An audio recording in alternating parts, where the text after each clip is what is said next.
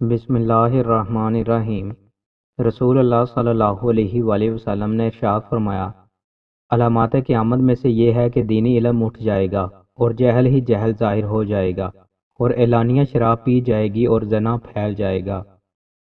رسول اللہ صلی اللہ علیہ وآلہ وسلم نے ارشاد فرمایا، اللہ تعالیٰ گناہ کو گناہ سے نہیں مٹاتا بلکہ وہ گناہ کو اچھائی اور نیکی سے مٹاتا ہے۔ آلودگی سے کبھی آلودگی دور نہیں ہوتی۔ رسول اللہ صلی اللہ علیہ وآلہ وسلم نے ارشاد فرمایا، جس عورت کا اس حال میں انتقال ہوا کہ اس کا شوہر اس سے راضی تھا تو وہ جنت میں داخل ہوگی۔ رسول اللہ صلی اللہ علیہ وآلہ وسلم نے ارشاد فرمایا، سب سے بہتر عمل یہ ہے کہ تم اپنے مومن بھائی کو خوشی پہنچاؤ، یا اس کا قرض ادا کرو یا اسے کھانا کھلاؤ۔ رسول اللہ صلی اللہ علیہ وآلہ وسلم نے ارشاد فرمایا، عورت جب خوشبو لگا کر مجلس کے پاس سے گزرے تو وہ زانیہ ہے۔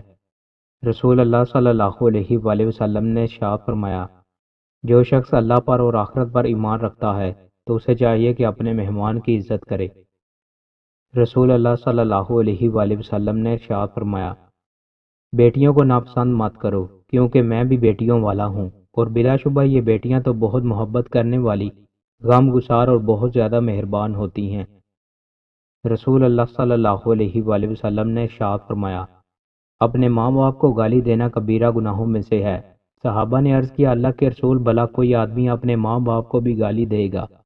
آپ نے فرمایا، ہاں، وہ کسی کے باپ کو گالی دے گا تو وہ بھی اس کے باپ کو گالی دے گا، اور وہ کسی کی ماں کو گالی دے گا تو وہ بھی اس کی ماں کو گالی دے گا۔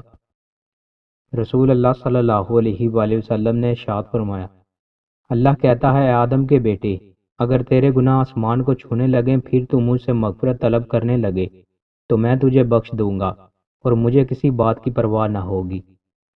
موت کا وقت۔ رسول اللہ صلی اللہ علیہ وآلہ وسلم نے ارشاد فرمایا، میں ایک ایسا کلمہ جانتا ہوں کہ اگر موت کے وقت کوئی شخص اسے پڑھ لے تو اس کی روح راحت و اطمینان کے ساتھ اس کے جسم سے نکل جائے گی، نیز وہ کلمہ قیامت کے دن اس شخص کے لیے نور ہوگا۔ وہ کلمہ لا الہ الا اللہ ہے۔ دوستوں، مزید اچھی ویڈیوز کے لیے ہمارے چینل کو سبسکرائب لازمی کریں۔ بہت شکریہ۔